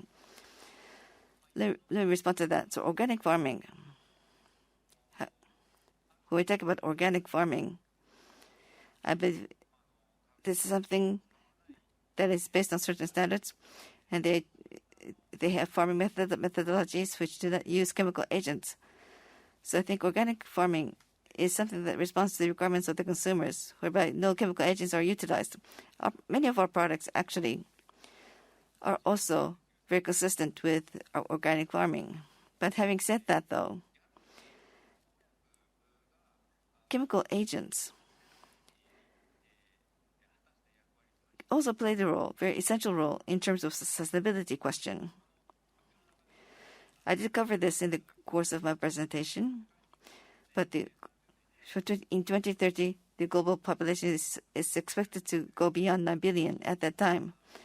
So when you consider that situation, and when you consider the ever-growing population, how do you support that growing population? You have to consider efficient farming as well. And chemical agents can make a very significant contribution to such farming as well. So as I mentioned earlier, we are based on very rigorous safety assessment. And based on this rigorous safety assessment, we are also trying to improve our productivity and also at the same time make sure that we are also making contributions to the regenerative farming as well. We believe that these are compatible. So I think it's not just organic farming. I think through regenerative farming and regenerative agriculture, we'll be able to offer sufficient food to the global population. So I think that's how you should see the situation. And if I could respond to the last question about the use of AMF, is the use of AMF spreading within the Japanese domestic market? That was the third question, I believe. It's not just our company. Products that are based on AMF is already available in the Japanese market. It's already being developed in the Japanese market. As far as we're concerned, using AMF technology, we can further evolve our conventional product. And using AMF technology, we'll be able to offer greater productivity in our development going forward. To be quite candid, AMF as a product is not yet being used extensively in the Japanese farming scene. But we believe that by offering high quality, better quality product, we'll be able to spread our technology in the marketplace. And hope that as a result, we'll be able to contribute to the development of regenerative agriculture. Thank you so much for MITO.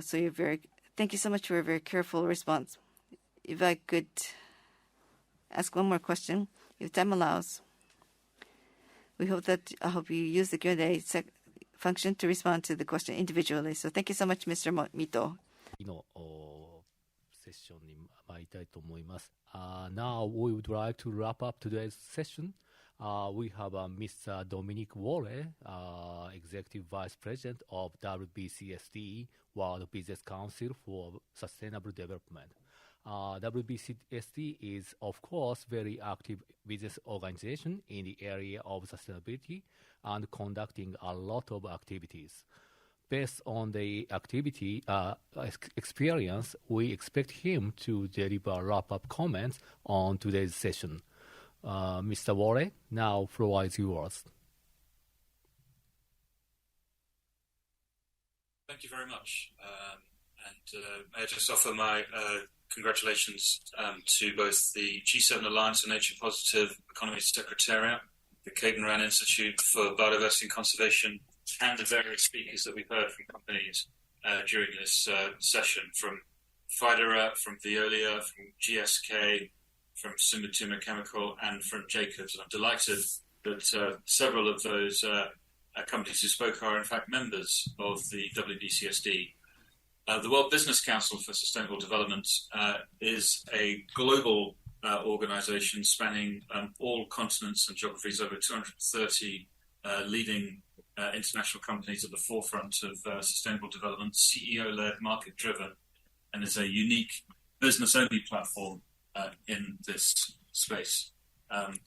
And what the WBCSD has been doing has been to work very closely on the nature agenda. So nature, as we've heard from many of our speakers, is at the heart of the business and sustainability challenge. All businesses are dependent on nature. Statistics and estimates by many organizations, this one by the World Economic Forum, $44 trillion of economic value generated moderately or highly dependently on nature. Those links, as we heard from many of our speakers, are very clear between nature and climate. In fact, a third of all climate mitigation actions needed can be provided by some of those nature-based solutions that we heard.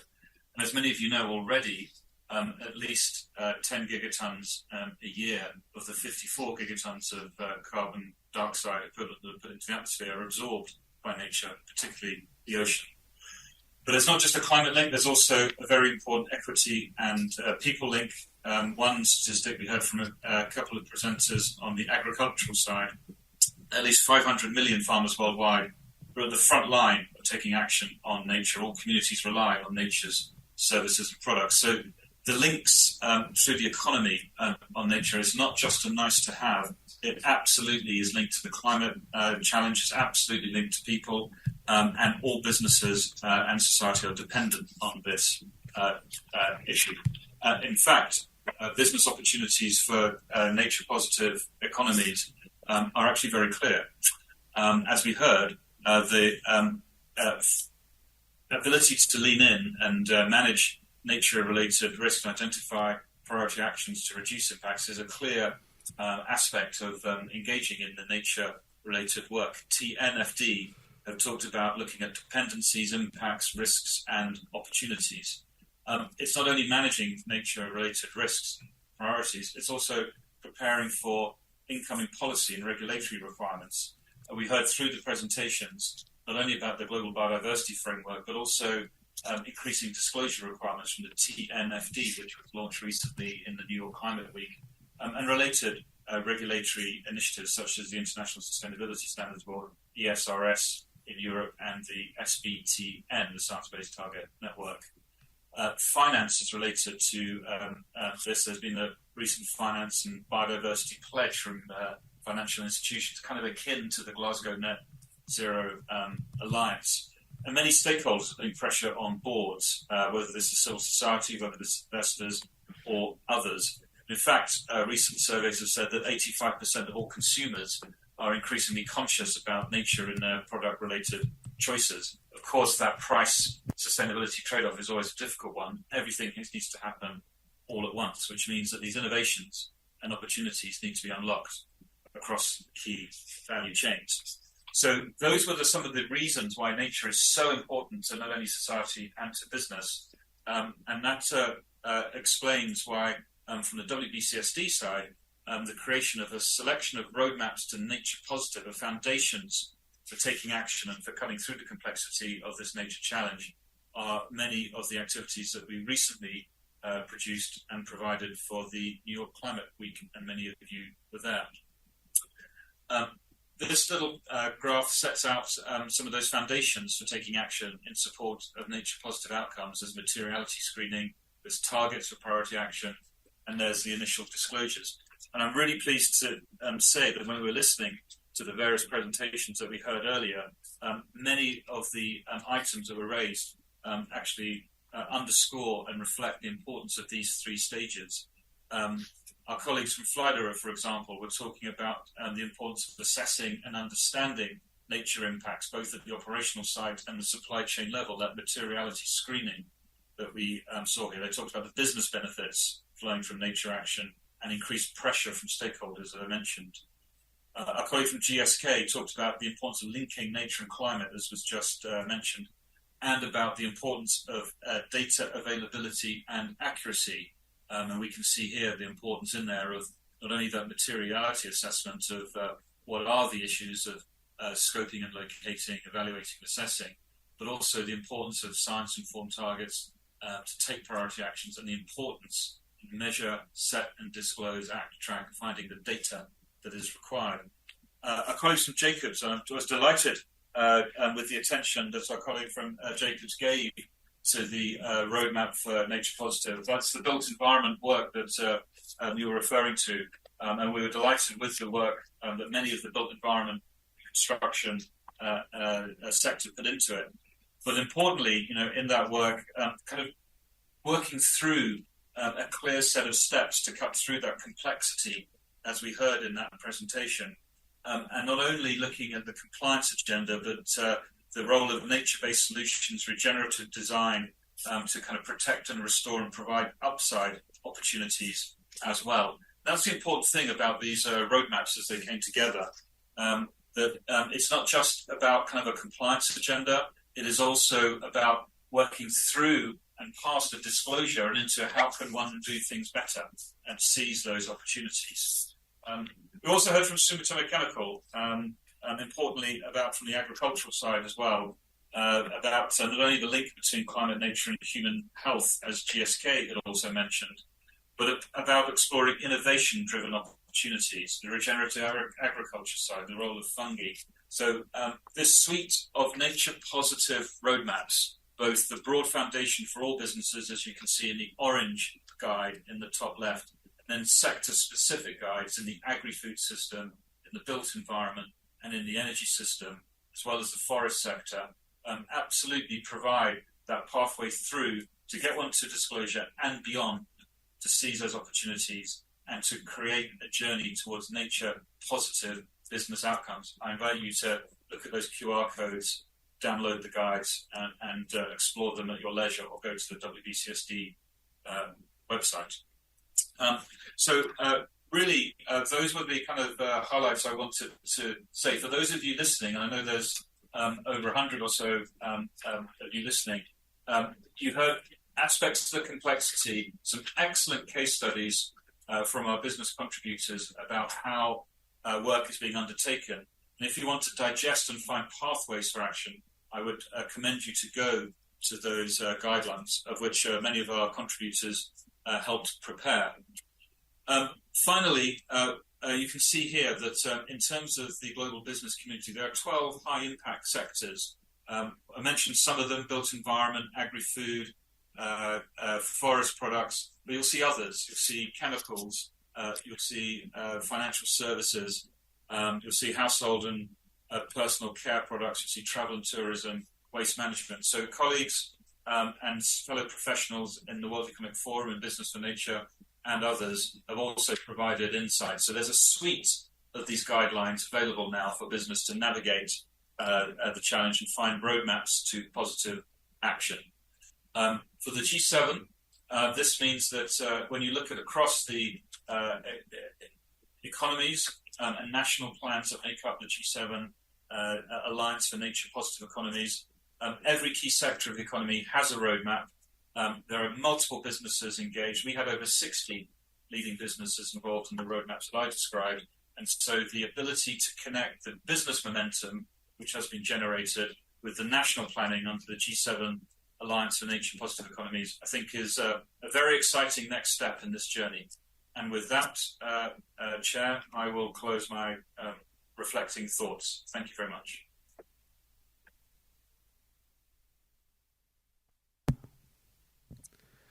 Mr. Waughray, thank you very much for your great comments on business opportunity and your expectation on the G7ANPE. It is very insightful, and we will continue to make effort to share our best practices. And before concluding today's session and handing over our baton to Confindustria of Italy for the host of next G7 workshop, we have some announcement from Ms. Naoko Hamashima as G7 Secretariat. Hamashima-san is Director of Japanese Ministry of Environment, who is in charge of biodiversity matters, including G7 Alliance on Nature Positive Economies. Hamashima-san, it's your turn to make an announcement. Thank you very much, Hasegawa-san, for introducing me. For following this informative and provoking session, I would like to make two information here for you. Let me share the screen here. Okay, and no.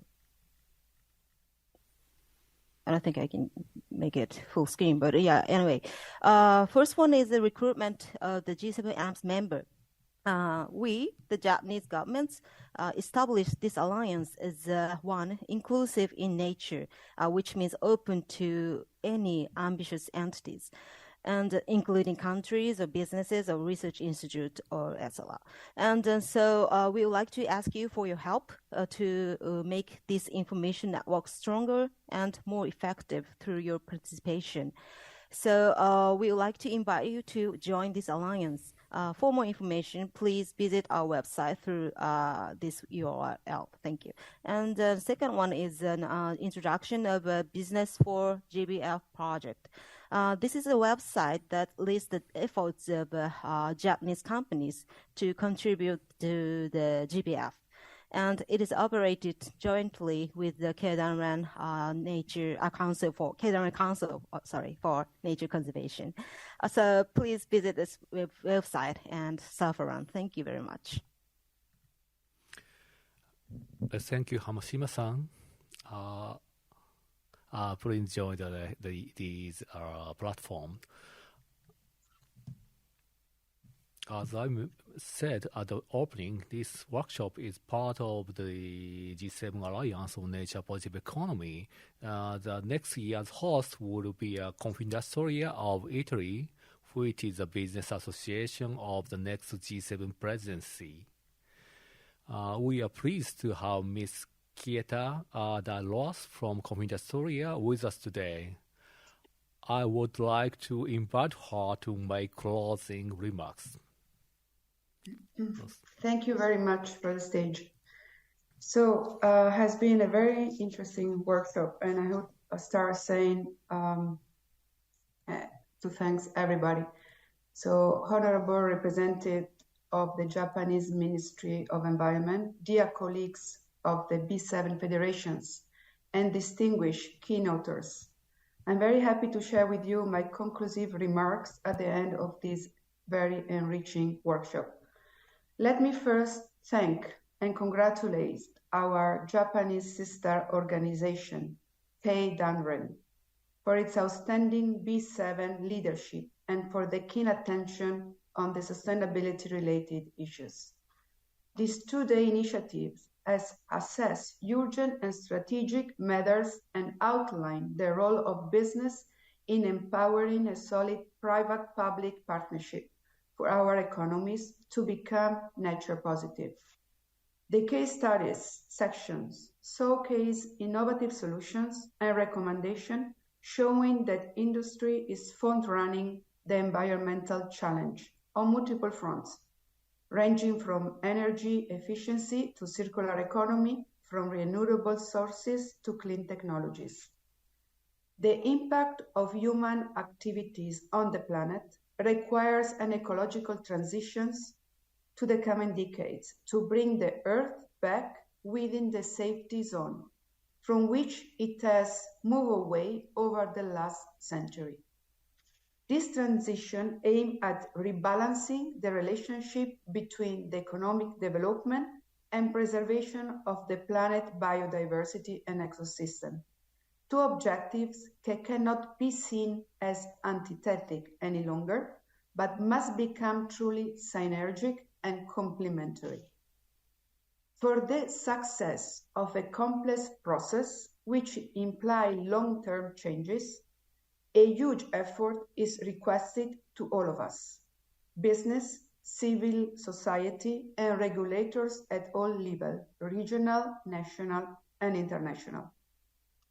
The challenge concerns all human activities, and it requires coordinated actions on several interconnected fields, such as demography, economy, agriculture, industry, energy, production, distribution, and consumption of goods and services, pollution, biodiversity, ocean preservation, and many others. The awareness of the international community on the Paris Agreement objective has grown through the years, and we have seen this by the conclusion of the G7 held in Japan.